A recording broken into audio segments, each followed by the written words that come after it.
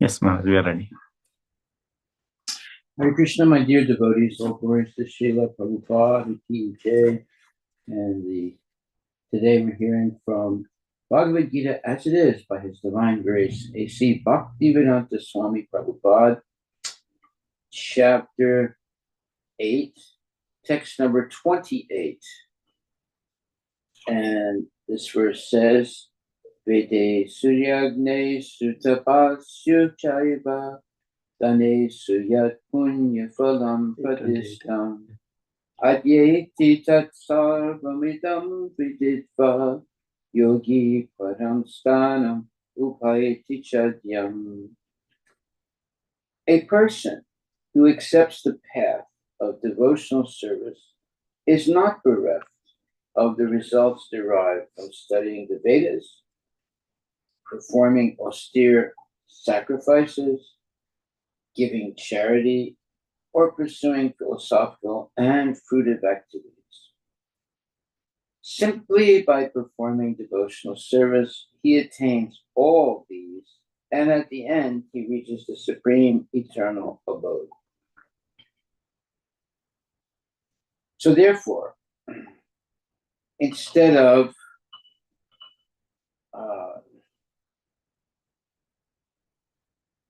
studying the traditional way, step by step, if you just begin on the path of devotional service, then you are not bereft of anything.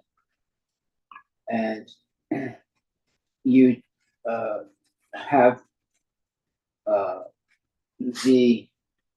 you derive everything from the study of the Vedas by performing.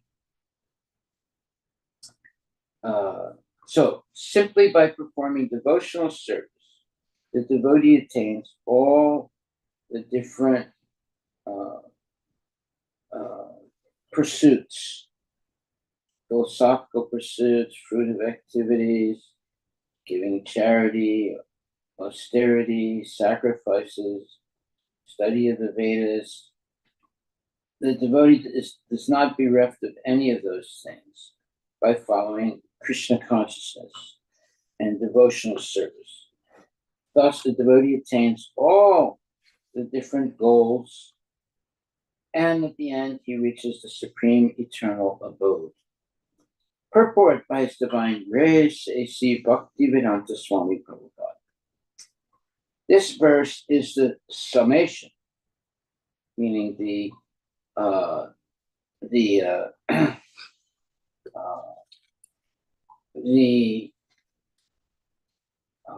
absolute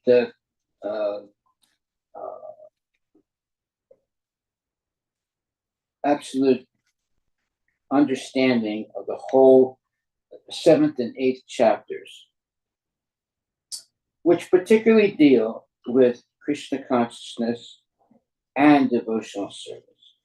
One has to study the Vedas under the guidance of the spiritual master and undergo many austerities and penances while living under his care.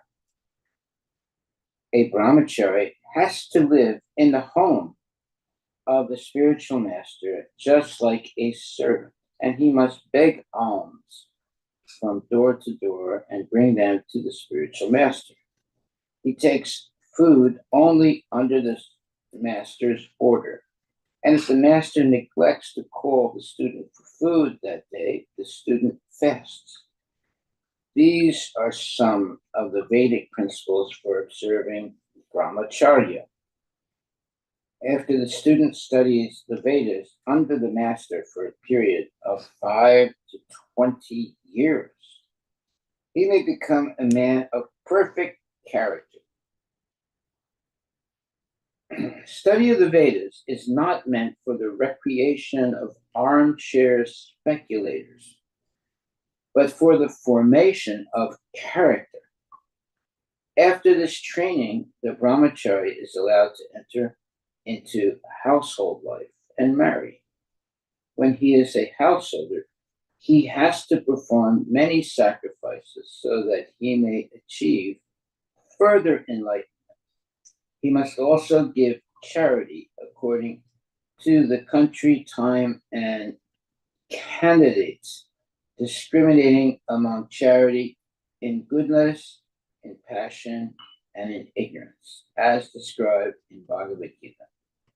Then, after retiring from household life, upon accepting the order of Vanaprastha, he undergoes severe penances, living in forests, dressing with tree bark, not shaving, etc. By carrying out the orders of brahmacharya, householder life, vanaprastha, and finally sannyasa, one becomes elevated to the perfectional stage of life. Some are then elevated to the heavenly kingdoms. And when they become even more advanced, they are liberated in the spiritual sky, either in the impersonal Brahmajyoti or in the Vaikuntha planets or Krishna Loka. This is the path outlined by Vedic literatures. The beauty of Krishna consciousness, however, is that by one stroke, by engaging in devotional service, one can surpass all the rituals of the different orders of life. The word idam viditva indicate.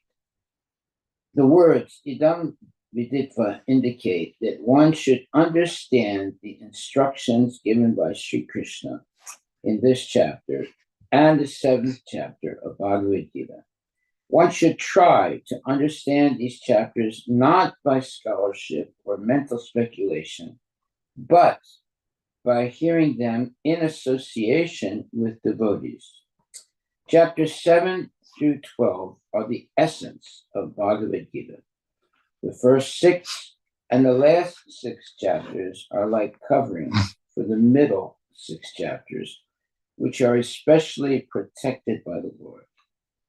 If one is fortunate enough to understand Bhagavad Gita, especially these middle 6 chapters, in the association of devotees, then his life at once becomes glorified beyond all penances, sacrifices, charities, speculations, etc. For one can achieve all the results of these activities simply by Krishna consciousness. One who has a little faith in Bhagavad Gita should learn Bhagavad Gita from a devotee, because in the beginning of the 4th chapter, it is stated clearly that Bhagavad Gita can be understood only by devotees. No one else can perfectly understand the purpose of Bhagavad Gita. One should therefore learn Bhagavad Gita from a devotee of Krishna, not from mental speculators. This is a sign of faith. When one searches for a devotee and finally gets a devotee's association, one actually begins to study and understand Bhagavad Gita.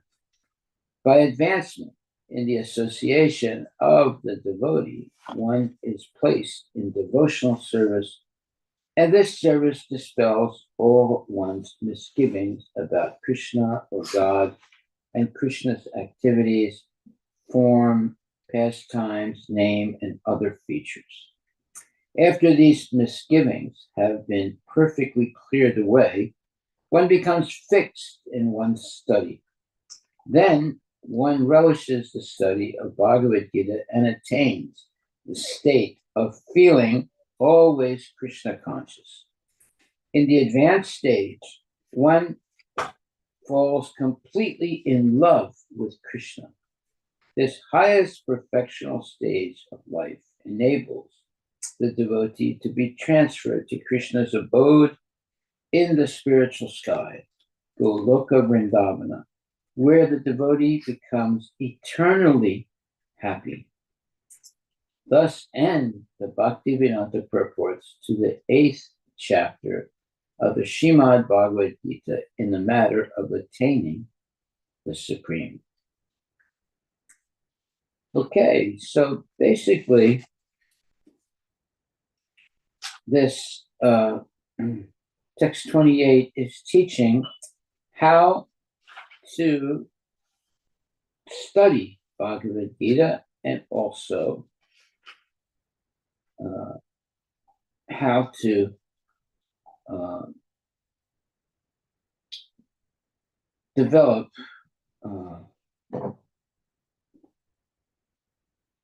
faith in Krishna consciousness. Therefore, it says, the beauty of Krishna consciousness is that by this one stroke, by engaging in devotional service, one can surpass all the rituals of the different orders of life. That's a very significant statement. I remember once this Mayavadi person came and was talking with me, and he said that he was very pleased to see that I was following Sanatana Dharma. However, he was not so, let's say,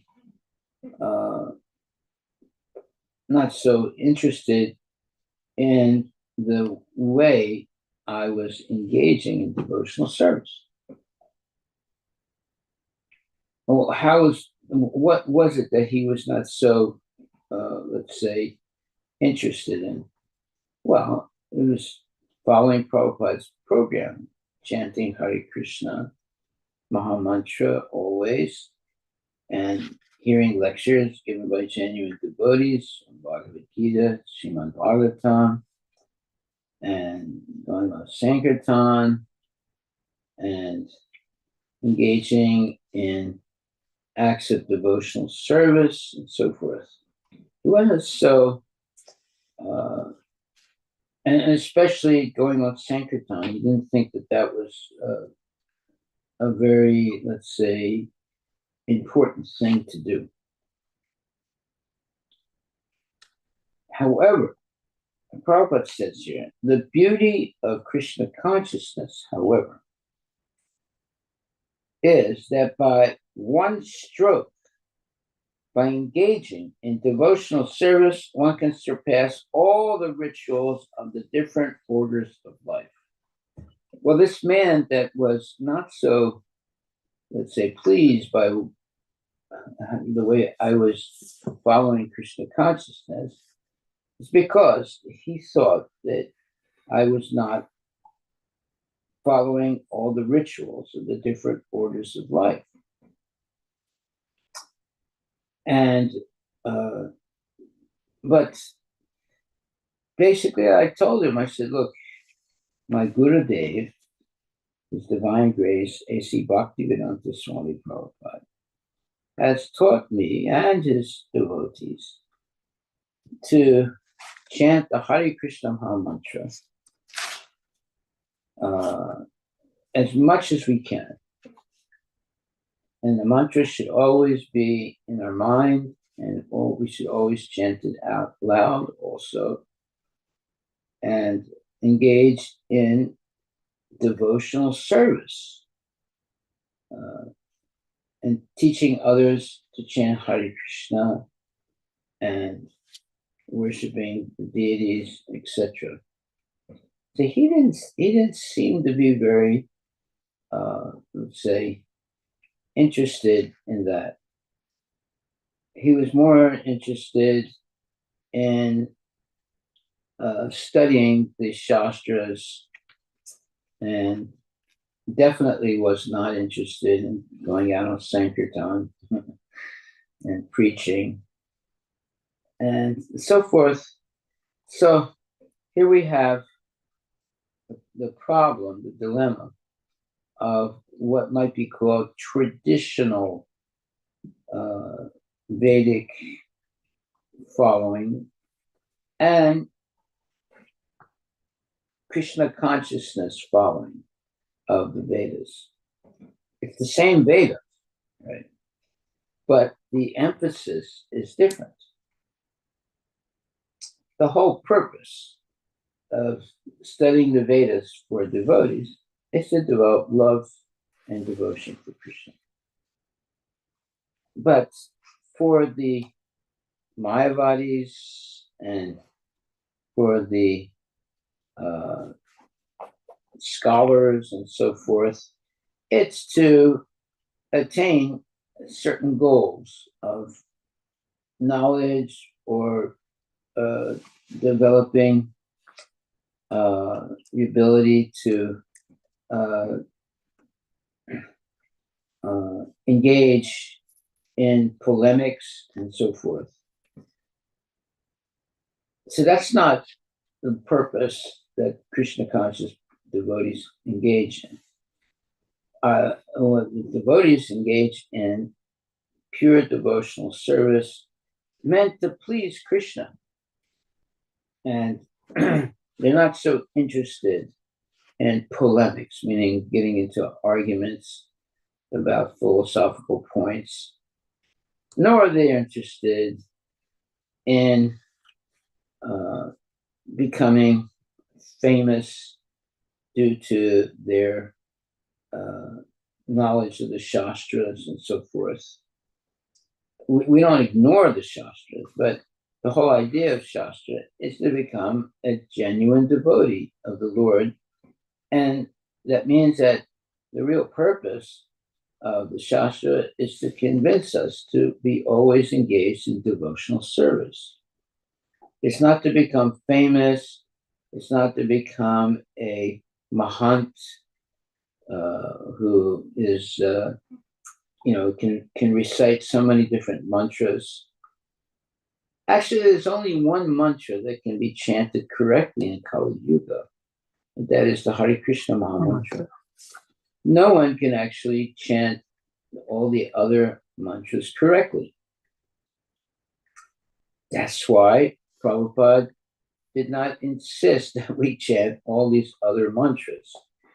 He emphasized the Hare Krishna Maha Mantra because that is the only mantra that one can recite correctly in the age of Kali Yuga. Okay, so however, there's one statement here in this chapter 8, text 28. The beauty of Krishna consciousness, however, is that by the one stroke, by engaging in devotional service, one can surpass all the rituals of the different orders of life. Now, that is a very, very profound statement. And that's why it says the beauty of Krishna consciousness, however, is that by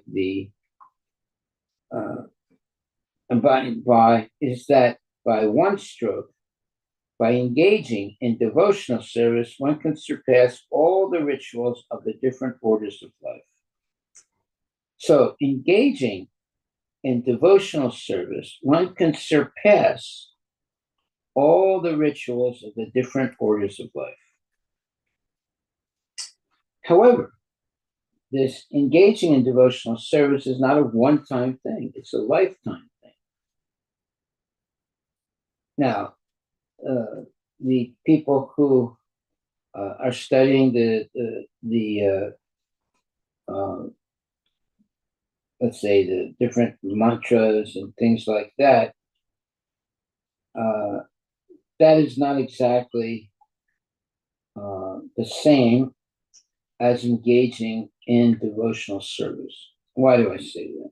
Because their purpose of reciting so many different mantras is not necessarily to be engaged in devotional service. It's rather to gain a living and to be able to have some notoriety in society. However, in Krishna consciousness, the chanting of the Hare Krishna Maha Mantra is to glorify Krishna by by chanting his names. Hare Krishna, Krishna Krishna, Hare Hare. Hare Ram, Ram Ram, Hare Hare. So that is glorifying Krishna, glorifying Krishna and his names. So,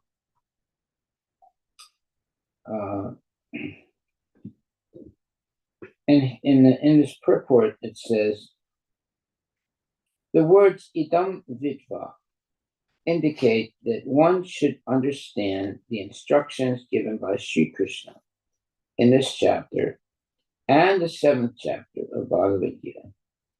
One should try to understand these chapters not by scholarship or mental speculation, but by hearing them in association with devotees. Now, that is a very profound statement.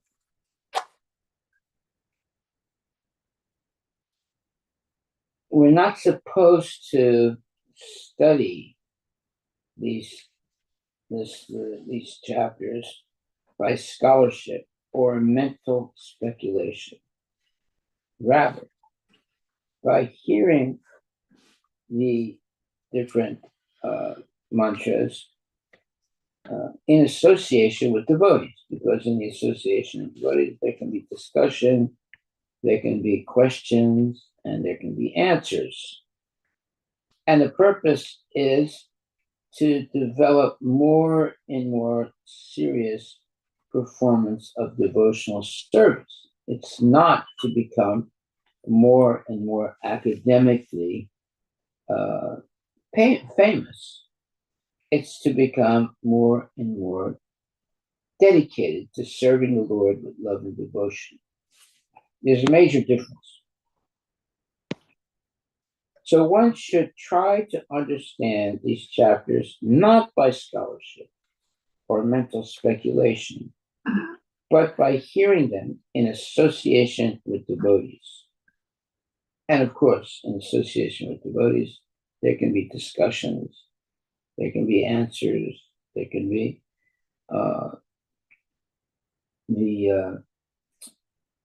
seeing deeper and deeper insights into the meaning of these mantras. One should try to understand these chapters not by scholarship or mental speculation, but by hearing them in association with devotees. Chapters 7 through 12 are the essence of Bhagavad Gita.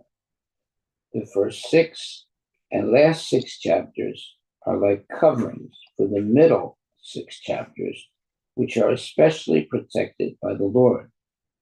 If one is fortunate enough to understand Bhagavad Gita, especially these middle 6 chapters, well, right now we're in chapter 8, so that's one of the middle 6 chapters.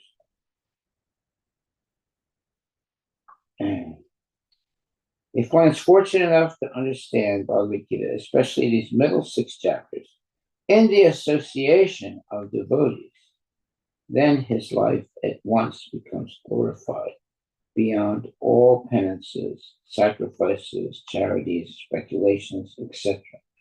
For one can achieve all the results of these activities simply by Krishna consciousness. One who has a little faith in Bhagavad Gita should learn Bhagavad Gita from a devotee, because in the beginning of the 4th chapter, it is stated clearly that Bhagavad Gita can be understood only by devotees.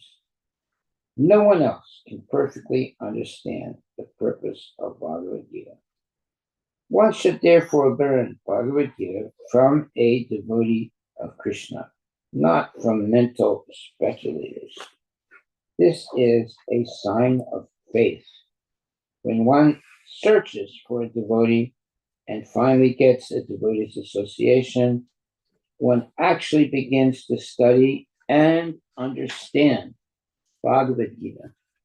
By advancement in the association of the devotee, one is placed in devotional service, and this service dispels all one's misgivings about Krishna or God. and Krishna's activities. From Krishna's activities, form, pastimes, name, and other features. After these misgivings have been perfectly cleared away, one becomes fixed in one's study. Then one relishes the study of Bhagavad Gita and attains the state of feeling always Krishna conscious. In the advanced stage, one falls completely in love with Krishna. This highest perfectional stage of life enables the devotee to be transferred to Krishna's abode in the spiritual sky, Goloka Vrindavana, where the devotee becomes eternally happy. Thus end the Bhaktivedanta purports to the 8th chapter of the Srimad Bhagavad Gita in the matter of attaining the Supreme. So, what happens by becoming fixed in the study of Bhagavad Gita is that all one's doubts and all one's, let's say, misunderstandings go away, and one falls in love, completely in love with Krishna. That's the highest perfection of life, by which the devotee is transferred to Krishna's abode in the spiritual sky, Goloka Vrindavana, where the devotee becomes eternally happy. So that's the whole point. We're not studying for academic, let's say, perfection. We are studying Bhagavad Gita to fall in love with Krishna. There's a major difference. And we're not trying to achieve any material goal by studying Bhagavad Gita. What we're trying to do is to develop genuine love and devotion for Krishna, and then sharing that with others. This highest perfectional stage of life enables the devotee to be transferred to Krishna's abode in the spiritual sky, the Goloka Vrindavana, where the devotee becomes eternally happy. So, just becoming a what you would call experts in the Shastras is not the real goal. Mm. The real goal is to fall in love with Krishna and to be completely engaged in the devotional service of the Lord. Not being engaged in mental speculation and arguments and different types of speculations. No, it's to actually fall in love with God or Krishna. And once one does begin to feel the love and devotion for Krishna, all doubts and misgivings go away. And one becomes fixed in the study of Bhagavad Gita. Then one relishes the study of Bhagavad Gita and attains the state of feeling always Krishna conscious. In the advanced stage, one falls completely in love with Krishna. This highest perfectional stage of life enables the devotee to be transferred to Krishna's abode in the spiritual sky, the Goloka Vrindavana, where the devotee becomes eternally happy. Okay, so it's talking about becoming eternally happy. It's talking about falling completely in love with Krishna. And therefore one becomes qualified to be transferred to the spiritual world of Krishna Loka. That's the whole point of chanting Hare Krishna and hearing lectures given by genuine devotees, and especially hearing the Bhagavad Gita spoken by genuine devotees. In the advanced stage, one falls completely in love with Krishna. This highest perfectional stage of life enables the devotee to be transferred to Krishna's abode in the spiritual sky, Goloka Vrindavana, where the devotee becomes eternally happy. So we're not trying to become scholars or pundits. We're trying to fall in love with Krishna and always be happy in serving the Lord with love and devotion. So love is a very special thing. Most people never really attain real love. They may attain real lust. You know, they might say, well, I love you very much. But what they mean is, I love to have sex with you very much. Right? But here, it's actually talking about in the advanced stage, one falls completely in love with Krishna. But that's a very profound statement, to fall completely in love with Krishna. That means that we can't think of anything else but Krishna. This highest perfectional stage of life enables the devotee to be transferred to Krishna's abode in the spiritual sky, Goloka Vrindavana, where the devotee becomes eternally happy. So that's why I always say, chant Hare Krishna and be happy. Okay. Are there any questions anyone would like to ask?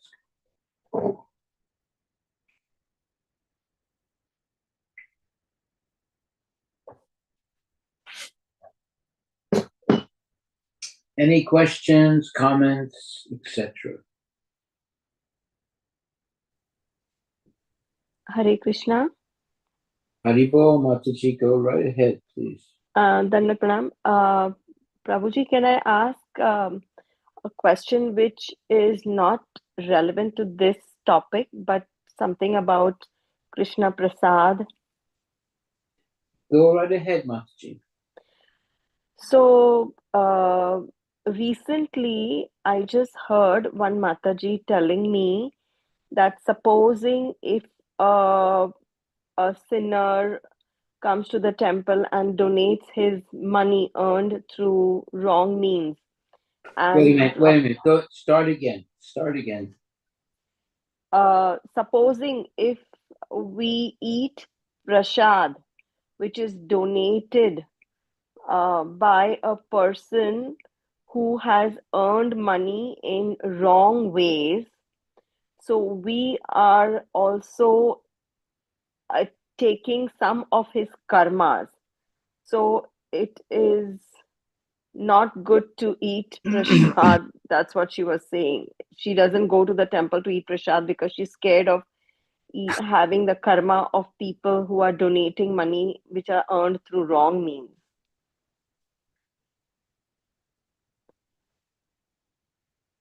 I would like to know your opinion about this. Well, do we accept money earned by wrong ways in the temple? Mm-hmm. I don't think so. No, because who's donating, we don't know. No, supposing if I have earned by robbing some money, and I come and donate in the temple and say I'm donating, and please give prasad to all the devotees. So the temple doesn't know how I've earned the money. The devotees don't know how I've earned the money. Not really. I mean, you will find out very quickly if a person is getting money illegally and donating it to the temple. The things like that can't be hidden. They might be for a little while, but they're quickly understood. But why are they so concerned about that? I mean, they should be more concerned about chanting Hare Krishna purely. If you purely chant Hare Krishna, Krishna will protect you. Right. And protect you and also give you knowledge. So if you have knowledge, then you'll be able to detect a person who is earning money illegally and trying to offer it to devotees. And we can say, no, we don't want your money. And moreover, the food is first offered to Krishna. So Krishna Yeah. will nullify everything, all the karma. And even if supposing there's a possibility of us eating that prasad, but Krishna will nullify everything. So we should not be bothered. That's what I told her. Well, if you know that the money or the offerings are given by unholy people, that we should not accept them. We should not accept them.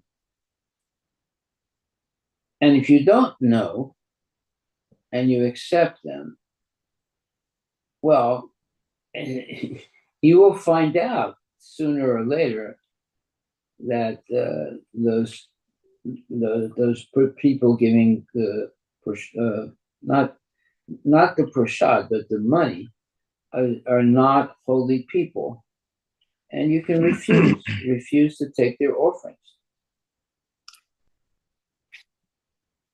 Right. So the same thing comes with even when we get a new driver's license and they ask us, are you willing for donation of your body or your organs? So the same thing applies. Like if we donate our organs or our skin or our cornea, and if the person misuses that, then we get that person's karma, right? Well, whenever people ask me that question, I always say no. I don't want to offer my organs. Right. Anyone.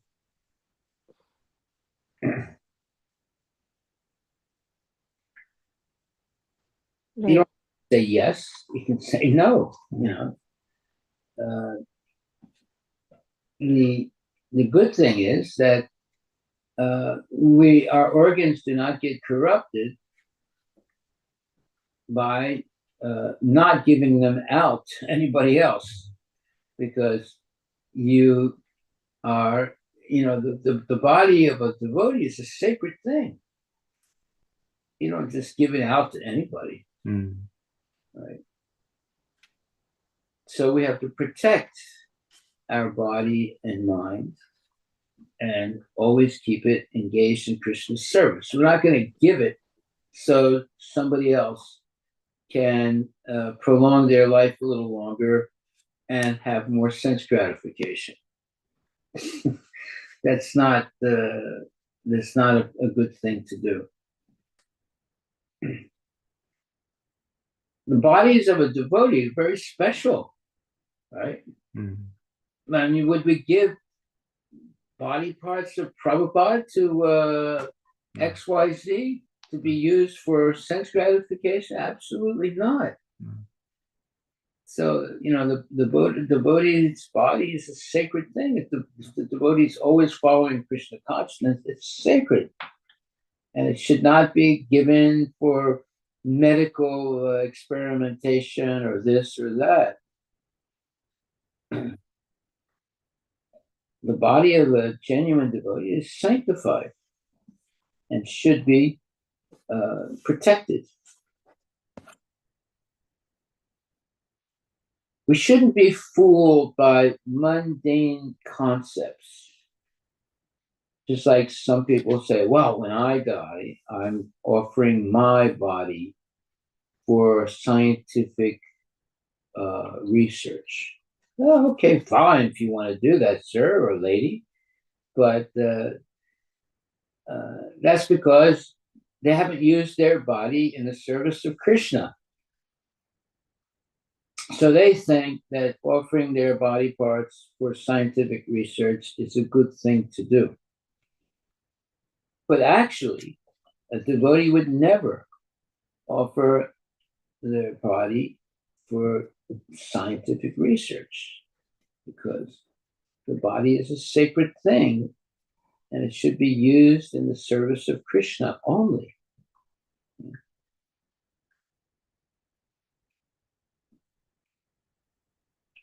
We shouldn't be cheated or misled by modern concepts. The body of a devotee is sacred because the devotee has been spending his whole life in Krishna consciousness, or most of his life in Krishna consciousness.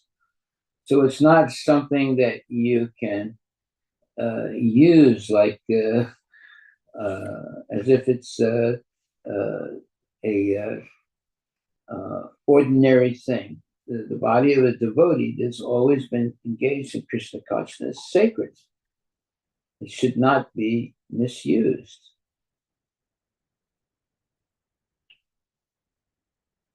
There's so much nonsense in this world. It's unbelievable. Yeah. Would we ever think of cutting up Prabhupada's body and using it for medical research? Absolutely not. Right. So any devotee who's been spending most of their life in Krishna consciousness, they have a sacred body. It should not be misused in any way.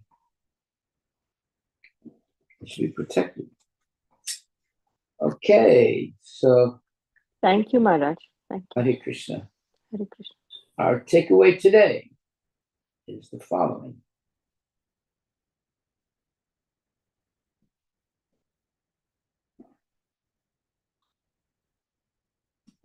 By advancement in the association of devotees, one is placed in devotional service.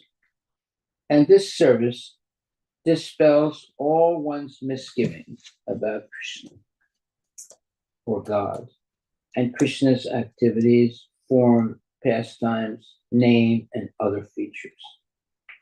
After these misgivings have been perfectly cleared away, one becomes fixed in one's study. Then one relishes the study of Bhagavad Gita and attains the state of feeling always Krishna conscious. In the advanced stage, one falls completely in love with Krishna.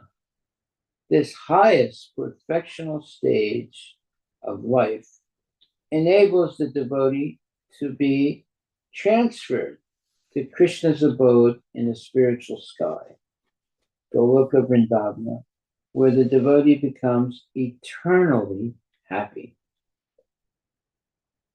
So, that's the whole point of being Krishna conscious. If you are serious about becoming Krishna conscious, you will fall in love with Krishna. And that is the highest perfectional stage of life.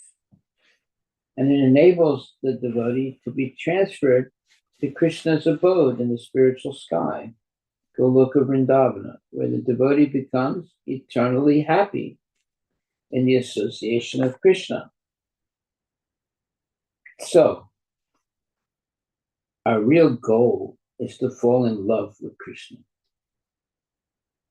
And love, when you fall in love with someone, you're willing to sacrifice everything for Krishna. And Krishna is very cognizant of such a devotee and will do everything to help that devotee make spiritual advancement. This highest perfectional stage of life enables the devotee to be transferred to Krishna's abode in the spiritual sky, Goloka Vrindavan, where the devotee becomes eternally happy. These are things that people talk about, but now we're learning how they can actually attain this eternal happiness.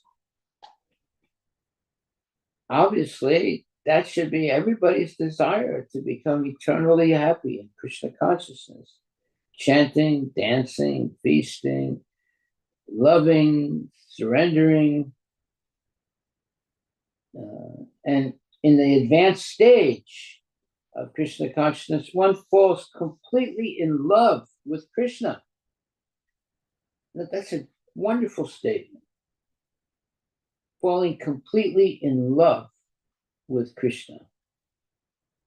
This is the highest perfectional stage of life, and enables the devotee to be transferred to Krishna's abode in the spiritual sky, Goloka Vrindavana, where the devotee becomes eternally happy. So let's say there's an 18-year-old devotee, and you ask him, what's your goal? He said, well, I want to get a job in Microsoft.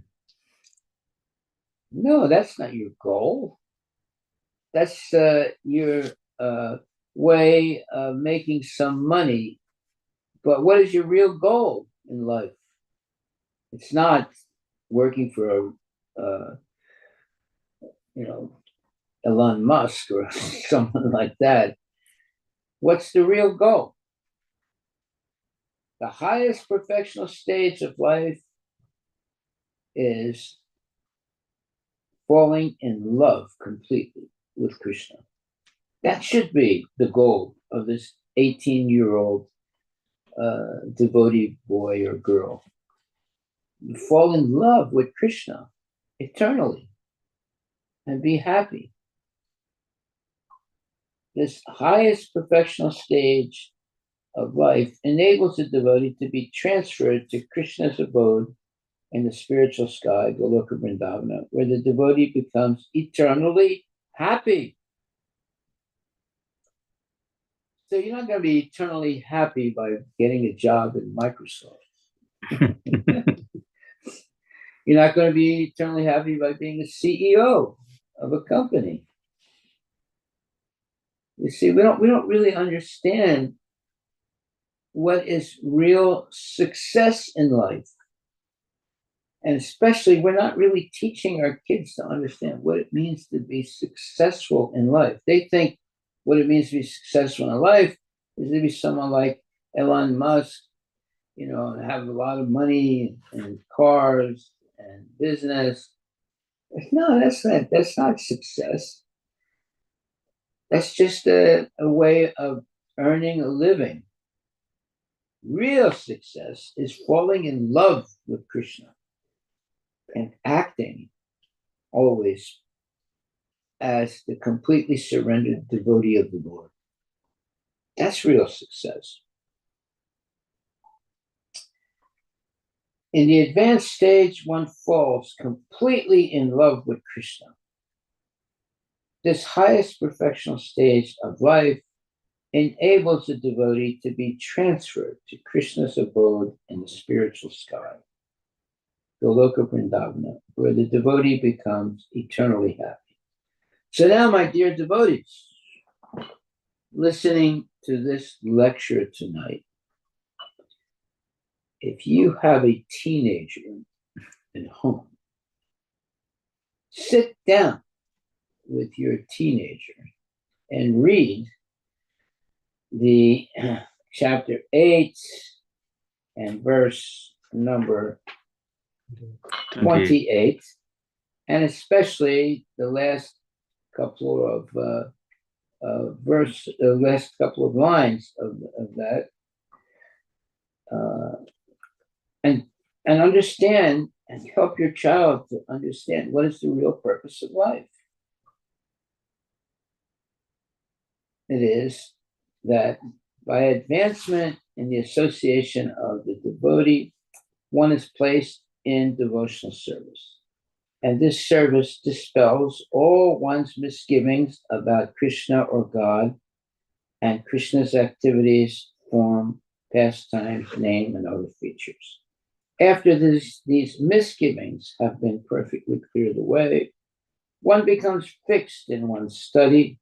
Then one relishes the study of Bhagavad Gita and attains the state of feeling always Krishna conscious. In the advanced stage, one falls completely in love with Krishna. This highest perfectional stage of life enables the devotee to be transferred to Krishna's abode in the spiritual sky, Goloka Vrindavana, where the devotee becomes eternally happy. Ladies and gentlemen, my dear devotees, sit down with your children and read this statement so they can get an idea of what is really success in life. They think what is really success is to have a nice car and to get a great job and this and that. That's not real success. That's just a living, and living on a very low level. The real success is this.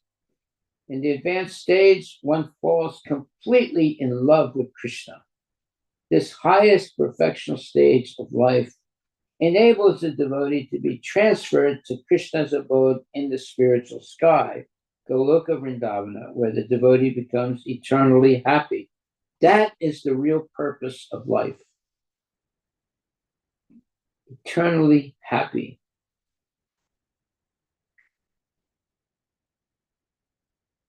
Yeah, sit down with your teenager and teach him what is real success in life and what will make one really happy in life. Okay, if we fall in love with Krishna, then all our problems are over. If you fall in love with Elon Musk, your problems are getting worse and worse. Okay, well, thank you very much. Are there any questions? Any questions anyone would like to ask? Hare Krishna. Oh, you go ahead. You go ahead, Maharaj. Okay. Hare Krishna, Maharaj. Haribol. After the devotee falls completely in love with Krishna in the advanced stage, is this a state of consciousness that when they receive Krishna's supreme abode, or is that something that you receive after you leave the body? No, it's when you achieve that state of love and devotion for Krishna, it's not something that you achieve after you leave this body. You achieve it right now. And it continues like that until you leave your body and you go back to the Godhead. So it becomes an eternal thing. You become eternally dedicated to serving Krishna without any material desires, only the desire to please the Lord. So you can live in this body, in this world, with that consciousness, and you can also have that consciousness in the spiritual world. Does that answer your question? Yes, thank you, Maharaj. Hare Krishna. Hare Krishna. Thank you for the question. Hare Krishna, Maharaj. Yes, Prabhuji. This is Adi Devdas. Haribol, Haridev. Hare Krishna, Maharaj. So, Maharaj, one question on the line that you have explained.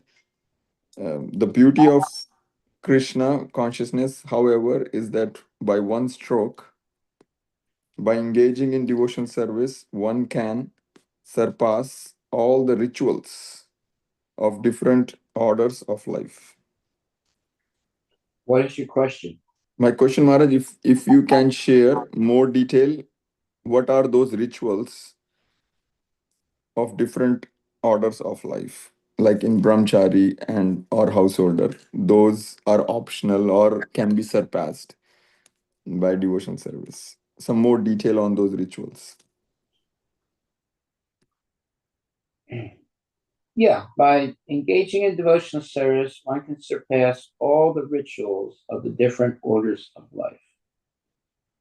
Yeah, that means that now you are following Krishna consciousness without any material desire. So you're waking up early, you're taking baths early, you're chanting your rounds, you're reading or hearing Bhagavad Gita, you're going to work and working honestly, and you are engaging in different types of devotional service, driving the food truck to distribute the prasadam, etc. You have a spiritual life, and your spiritual life keeps your mind focused on pleasing Krishna and Prabhupada and devotees. And you don't have any attachment to mundane people and mundane goals. Your goal is always to be engaged in devotional service. So that's what it means. That the beauty of Krishna consciousness, however, is that by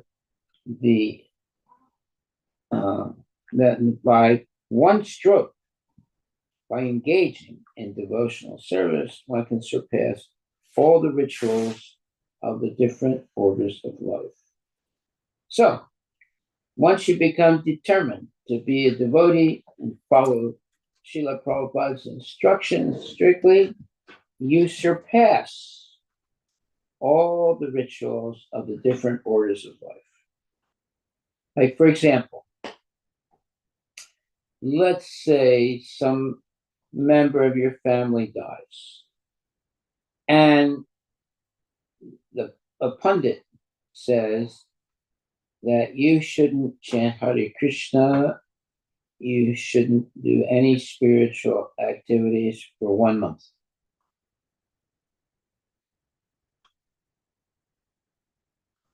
But if you ask me, Prabhu, a member of my family died, but the pundit said that I shouldn't chant Hare Krishna for 1 month. What should I do? Ignore what that pundit has said. You should never stop chanting Hare Krishna. No matter what reason the pundit is saying that, you should continue chanting the holy names of the Lord and following and coming to the temple. The pundit also say, don't go to the temple for 1 month. Don't do this, don't do that. Now, you don't have to follow what he says. You're following the Vaishnava tradition of always chanting Hare Krishna and engaging always in the service of the Lord. Now, some people might argue with you, no, this is not traditional Hinduism. Well, maybe it's not traditional Hinduism, but no one can tell me to stop chanting Hare Krishna for 1 month. That doesn't make sense. The whole idea is to always chant Hare Krishna. It's not to give it up for 1 month because somebody died in the family.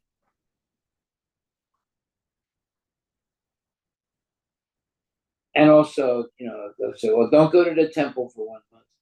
Don't chant Hare Krishna for 1 month, etc.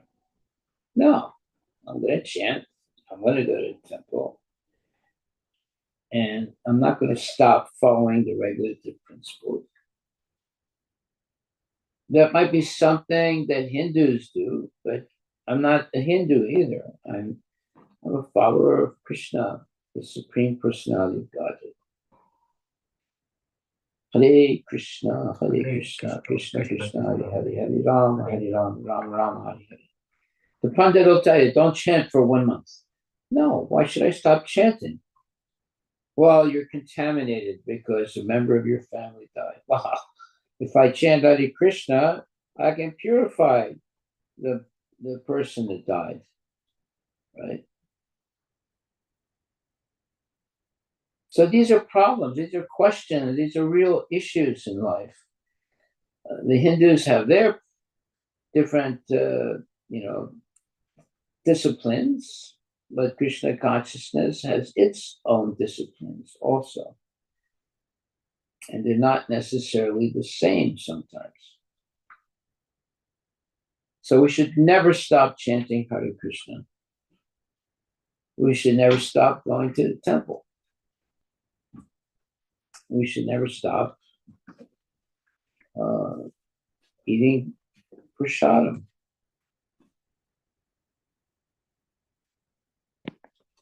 Okay, so Thank you very Thank much. you, Maharaj. Thank you, Prabhu. Over to Srila Prabhupada. Ki Jai. Thank you, Maharaj. Hare Krishna. Hare Krishna. Thank you, Mataji.